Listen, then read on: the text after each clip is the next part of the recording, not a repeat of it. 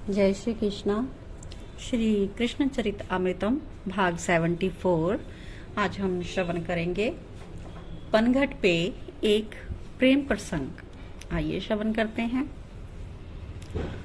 क्योंकि सब इसी पनघट पर आती हैं, यमुना जी के घाट तो अन्य भी है, पर संपूर्ण नंदगांव को इसी पनघट पर आना है।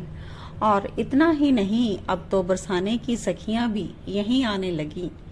फिर स्वयं की असावधानी से मटकी फूट जाए तो दोष कन्हई पर, हंसे उद्धव। कोई कोई गोपी तो स्वयं ही मटकी फोड़ देती, फिर झगड़ती बेचारे नंदन से। गुलचा मारती कपोल छूने के बहाने हैं ये सब, पीताम्बरी खींचकर भागती। जब कन्हैया उनके पीछे भागते तो वह अत्यंत आनंदित होती और सबको बताती दिखाती कि देख कैसे हमारे पीछे पड़ता है नंद का छोरा। एकांत में गले लग जाती, फिर तो क्या कहना, क्या क्या करती। एक दिन अभी अभी तो वर्षा होकर थमी है, आकाश में इंद्रधनुष भी निकल आया है, वृक्ष जैसे नहा धोकर तैयार हो गए हों। पक्षियों का कलरव फिर शुरू हो चुका है। धरती से रज की भीनी भीनी सुगंध आ रही है। यमुना जी का जल भी बढ़ गया है। इधर उधर देखा कन्हई ने, कोई नहीं है। सखा भी आज नहीं आए, क्योंकि बारिश ही बड़ी घनघोर हो रही थी और उन्हें पता भी नहीं था कि कन्हई आ जाएगा। ये पता होता तो वो लोग घर में बैठते। कन्हई ने एकांत देखा, आज पनघट में कोई नहीं आया है। तुरंत अपनी फेंट से बांसुरी निकाली, अधरों पर रखी, थोड़ा झुके और जैसे ही उसमें फूंक मारी, उफ, परेशान को भी पिघला दे ऐसा स्वर। मोरों का झुंड तभी वहां आ गया। उनको देखकर कन्हई और आनंदित हो उठे। मोर नाचने लगे, उनके संग संग कन्हई भी नाच रहे हैं। थोड़ा झुकते, फिर अपनी ग्रीवा को मटकाते, चरणों का हल्का प्रहार करते हैं, फिर घूमते हैं। मोर यही सब देखकर मुग्ध हैं। वो सब रुक गए हैं, कन्हई को बड़े ध्यान से देखते हैं। फिर कन्हैया उनको कहते हैं, ऐसे नाचो। बड़ी अद्भुत प्रेम सरिता बह चली थी। मोर नाचने लगे, एक दो नहीं हजारों मोर, सब पंख फैलाकर नाच रहे हैं। कन्हई अब फिर बांसुरी बजा रहे हैं। दूर से देख रही है वृषभान दुलारी कदम्ब की ओर से। अपलक देखकर देह सुध भूल जाती हैं, करतल ध्वनि करने लगती हैं, कदम्ब की ओट को छोड़कर बाहर आ जाती हैं। अद्भुत, वाह वाह, वो छोटी सी किशोरी कैसे वाह वाह किए जा रही है। कन्हई ने जैसे ही देखा वृषभान दुलारी को, उनकी तो मन की भई ऐसा बात हो गई। दौड़े और फेंट में बांसुरी को रख दिया कन्हई ने। आप यहाँ कैसे? वो तो बोल भी नहीं पा रहे थे अपनी प्रिया से। मैं शर्मा गई किशोरी, मुझे सिखा दो नृत्य। और कितनी मधुर आवाज थी उनकी। मैं आपको सिखाऊंगा, हंसे कन्हई। आप तो स्वयं सर्वगुण संपन्न हैं, मैं आपको क्या सिखाऊंगा। कन्हई विनम्र हो गए अपनी किशोरी के आगे। नहीं नहीं, आप बहुत सुंदर नृत्य करते हैं, कृपा नहीं करेंगे हमारे ऊपर? श्री जी भी जिद पर उतर आई।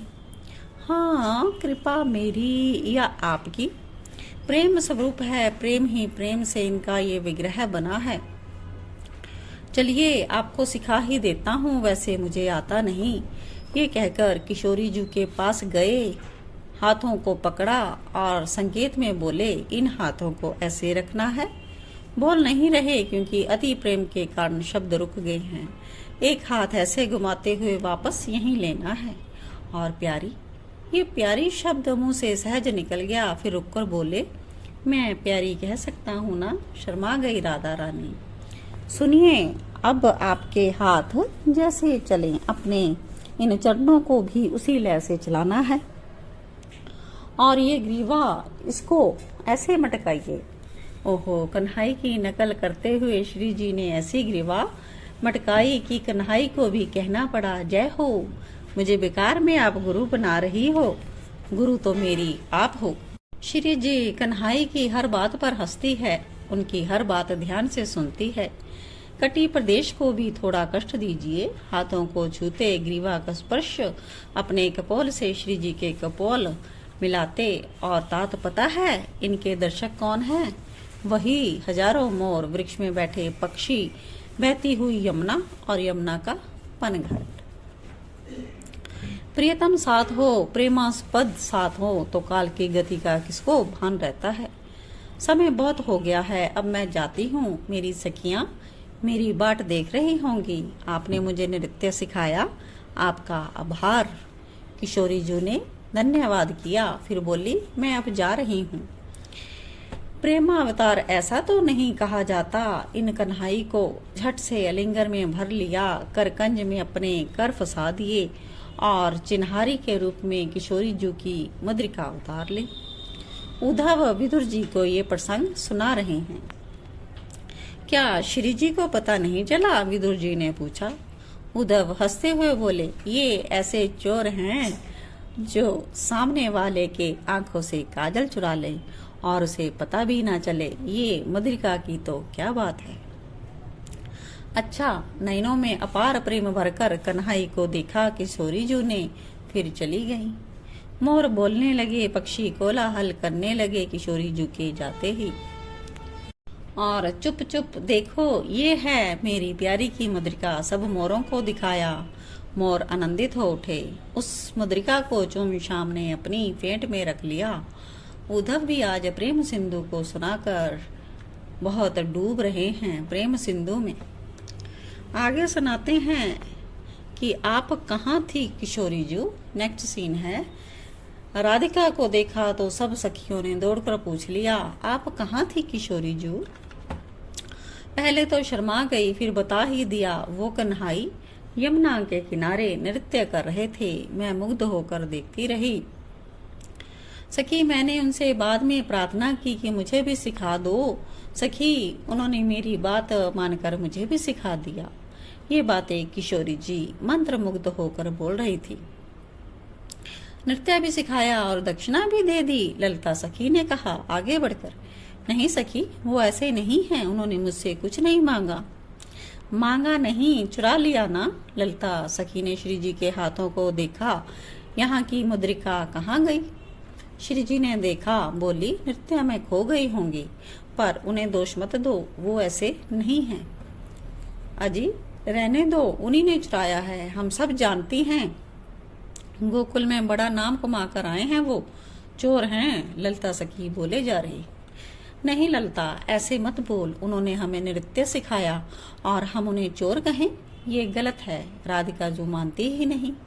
आप चलो, आप मत बोलना, हम बोलेंगी और हम साची कहती हैं, मुद्रिका उन्हीं के पास है, हम लेकर ही रहेंगी। ये कहकर श्री जी को लेकर सखियां उसी पनघट पर पहुंच गईं। अब अगला सीन और अगला एपिसोड कल।